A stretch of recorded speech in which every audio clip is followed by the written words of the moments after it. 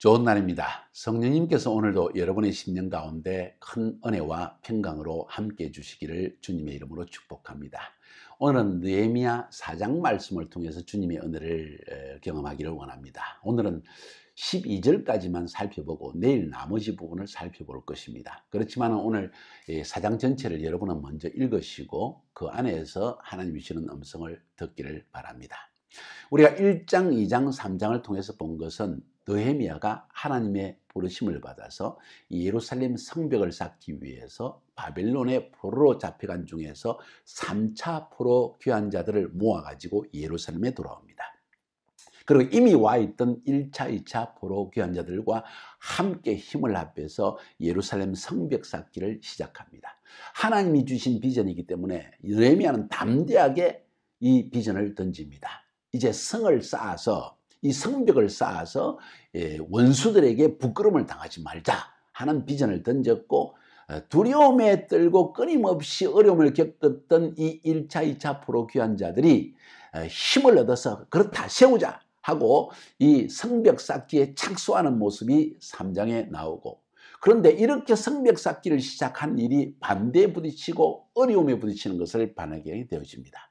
여기서의 질문은 첫 번째 여러분에게 던지는 질문은 이것입니다. 하나님이 우리를 불러시키는 일을 믿음으로 순종하며 나아가면 우리에게 어려움이 없을까요? 반대 세력은 없을까요? 우리를 공격하는 사단의 공격은 없을까요? 사람들은 모두 우리를 이해해 줄까요? 우리와 함께하는 사람들은 불평 없이 순종하며 잘 따라와 줄까요? 반드시 그런 것은 아닙니다. 대부분의 경우에 항상 반대에 부딪힙니다. 주님이 분명히 불러시킨 일인데 왜 어려운 일이 일어나는가 하고 생각이 의심이 들 정도로, 또 우리가 때때로 낙담할 수 있을 정도로 사단은 끊임없이 우리를 공격하고 마치 하나님은 그것을 가만히 보고 있는 것처럼 보여집니다. 그때 우리는 어떻게 행동해야 될까요? 또 비전을 던진 리더는 어떻게 행동해야 될까요? 하나님의 백성은 어떻게 행동해야 될까요? 뿐만 아니라 사단은 어떻게 우리를 공격하는 것일까요? 이것을 아는 것은 굉장히 중요합니다.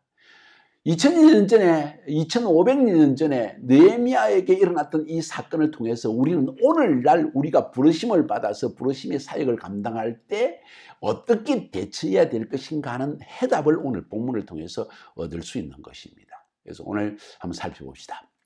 1절부터 12절까지를 보는데, 먼저 1절에 산발랏이라는 사람이 나오죠. 기억합시다.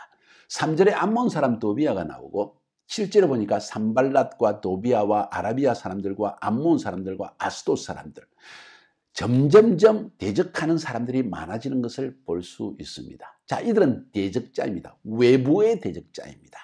오늘 본문에는 외부의 대적자와 내부에서 불평하는 자들, 두려워하는 자들, 이 외부와 내부의 어려움에 대한 이야기를 우리에게 전해주고 있습니다. 하나님의 비전을 향하여 달려나갈 때 외부적인 공격과 내부적인 어려움, 그리고 거기에 대한 느헤미야의 대처. 자, 이것을 통해서 오늘날 우리가 동일한 일을 당할 때 어떻게 이 모든 문제를 해결해 나갈 것인가에 대한 답을 얻을 수 있기 때문에 굉장히 중요한 부분입니다. 산발랏이 한 일은 무엇일까요? 산발랏이 우리가 성을 건축한다는 이야기를 듣고 크게 분노했다. 왜 분노했을까요? 왜냐하면 사실 예루살렘 지역과 이 지역은 자기의 관할 하에 있었고, 비록 스룹바벨과 에스라가 이 지역에 와서 이 지역에 성전도 건축하고 말씀 운동도 일으켰지만 여전히 산발랏이 큰 영향을 미쳤던 것 같습니다. 근데 이제 느헤미야 지금까지는 봐줄 수 있습니다. 뭐 성전 건축했고 자기들끼리 말씀 운동 일으키는 거 뭐 괜찮았다고 생각했는데, 느헤미야라는 사람이 와서는 느닷없이 성벽을 쌓기 시작하니까 완전히 독립하겠다는 이야기 아닙니까? 완전히 산발랏, 사마리아의 총리 정도로 총독으로 보이지는 이 산발랏의 영향권을 벗어나겠다는 것인가 불끈 화가 납니다. 그래서 비웃으면서, 오늘 1절에 보니까 유다 사람을 비웃으면서 이런 이야기를 합니다. 누구 앞에서? 자기 형제들과 사마리아 군대 앞에서 이런 이야기를 던집니다. 이 약한 유다 사람들이 지금 뭐 하는가? 스스로 한번 경도해 보겠다는 건가? 성벽을 쌓아놓고, 그리고 그래놓고 하나님께 자기들끼리 제사를 지내는 왕국을 세우겠다는 것인가? 하루 만에 일을 할 수 있는 일인가? 지금 무너져가지고 흙더미기 가운데 받쳐있는 저 엄청나게 무거운 돌들을 일으켜가지고 그래서 성벽을 쌓아보겠다는 건가? 정말 웃기는 이야기다 하고 비웃음을 던졌다는 거예요. 자, 여기서 배울 수 있는 건 사단은 하나님의 백성을 무너뜨리고 부르심의 사역을 하지 못하게 하려고 할 때 던지는 첫 번째 탁틱, 첫 번째 책략, 첫 번째 무기가 뭔고 아니 비웃음을 던져서 우리가 내부적으로 절망에 빠지게 하는 거예요. 실제로 그 성벽 쌓기가 쉽지 않았지 않습니까? 실제로 무거운 돌들을 쌓는 게 전문가도 아닌 사람들이 얼마나 힘들었겠습니까? 지금까지 느헤미야를 통해서 힘을 얻어서 시작은 했지만 해보니까 쉬운 일이 아니었어요. 그러니까 이런 산발랏의 비웃음의 이야기는 단순히 비웃은 걸 넘어서서 실제 이야기를 하는 것이고 그 이야기를 들었던 유다 사람들도 힘이 딱 빠졌을 것입니다. 이게 사단이 우리에게 공격하는 첫 번째 방법입니다. 조롱함으로 말미암아 우리를 절망케 하는 것입니다. 그 다음 3절에 암몬 사람 도비아는 또 무슨 이야기를 하는가? 곁에 섰다가 가로되 저들의 건축하는 성벽은 여우가 올라가도 곧 무너지리라. 우리말로 하면 고양이가 올라가도 무너져버리겠다. 고양이가 올라가도 무너져. 저렇게 약한 성벽을 쌓을 수 있다고 생각하는가? 더불어서 또 이야기를 합니다. 비웃음에 비웃음을 더합니다. 다시 말해서 우리가 부르심의 사역을 향해 달려나가려고 하는데 우리 주위에서 모든 사람이 비웃더라. 그런 이야기입니다. 그때 여러분은 어떻게 대처합니까? 4절에 보니까 느헤미야의 대처가 나옵니다. 첫 번째 대처, 그는 기도했습니다. 자, 그의 기도가 무엇인지 어떻게 기도했는지를 살펴보면 정말 우리가 배울 점이 많습니다. 4절에 보니까 우리 하나님이여 들으시옵소서. 우리가 업신여김을 당하나이다. 원컨대 저희의 욕하는 것으로 자기의 머리로 돌리사 노략거리가 되어 이방에 사로잡히게 하시고 주의 앞에서 그 악을 덮어주지 마옵시고 그 죄를 도말하지 마옵소서. 저희가 건축하는 자 앞에서 주의 노를 격동하였음입니다. 자, 기도가 나옵니다. 첫 번째, 사단이 외부적으로 우리를 공격하고 비웃음과 조롱으로 나올 때 우리가 낙담하기 전에 먼저 느헤미야는 그 낙담하는 영을 딱 붙들고 주님 앞에 나아가서 절망보다는 우리의 영이 무너지는 것을 두려워해서 그는 먼저 하나님 앞에 나아갔다는 것입니다. 그런데 기도의 내용을 살펴보면 더 강해질 수 있습니다. 느헤미야는 마치 저주하는 것처럼 기도합니다. 원수에 대해서. 자, 보세요. 그들이 우리가 업신여김 당하는데 자기들이 우리를 모욕하고 욕하는 것이 자기 머리로 돌아가게 하시고 우리가 포로 잡힌 것처럼 자기들이 포로 잡히게 하시고 그 악을 절대로 덮어주지 말고 죄도 절대 용서하지 마시고 왜냐하면 이들이 주의 노를 격동했기 때문입니다. 지금 느헤미야의 기도를 들을 때 여러분이 어떤 생각이 듭니까? 뭐라? 크리스찬들이 저 기도해야 되나? 분명히 우리가 로마서에 보니까 하나님은 믿는 사람들은 오히려 원수를 위해 축복하라 그랬는데 왜 느헤미야는 저런 저주하는 기도를 하고 있을까 하는 생각 들지 않습니까? 자, 그러면 제가 묻겠습니다. 만약 여러분이 이런 처지에 당했다고 한다면 여러분은 어떻게 기도하겠습니까?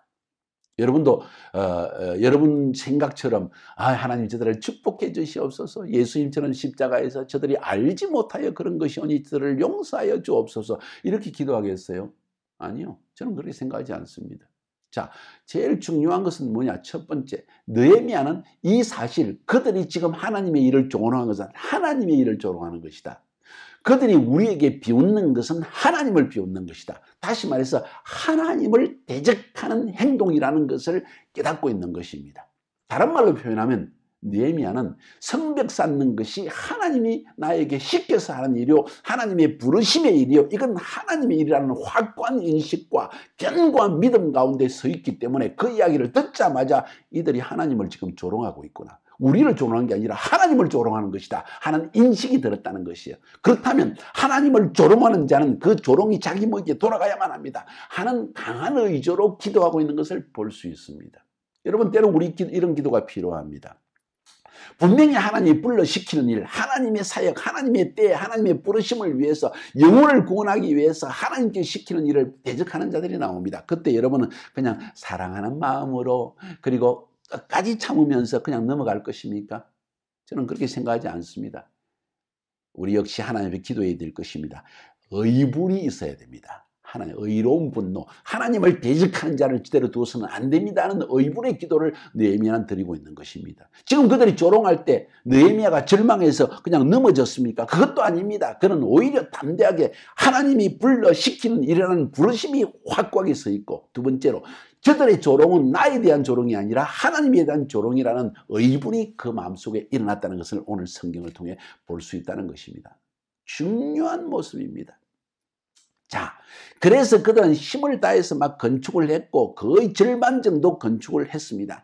왜냐하면 백성들이 마음을 다해서 했기 때문이라고 오늘 성경은 지금 6절에서 말하고 있습니다. 그러니까 지금까지 힘을 다해서 백성들이 일을 하고 있는데 지금 이런 역사가, 이런 일이 나타났다는 것입니다.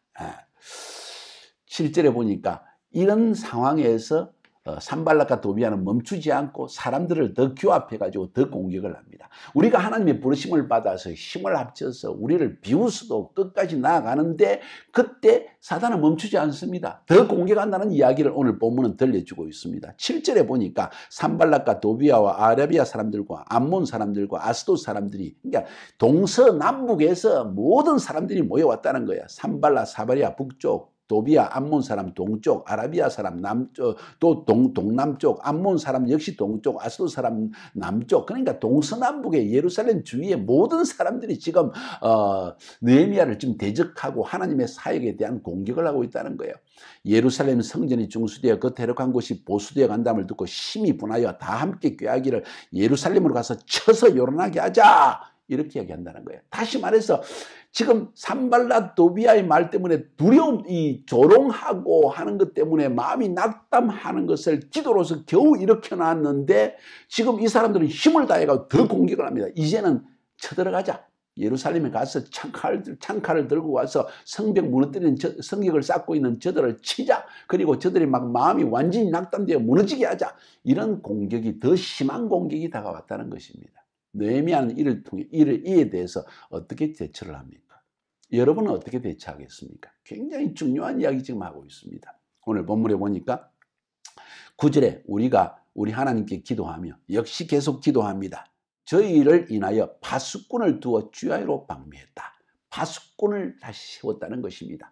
단순히 그냥 기도만 하고 있는 것이 아니라 지금까지는 성벽만 쌓는 일에 집중했는데, 공사만 하는 일에 집중했는데 이제는 파수꾼을 세워서 적들이 공격하는 것도 대비했다는 것입니다. 여러분, 기도만 해서 되는 것이 아닙니다. 우리가 해야 할 일은 원수의 공격에 대비하는 것도 굉장히 중요합니다.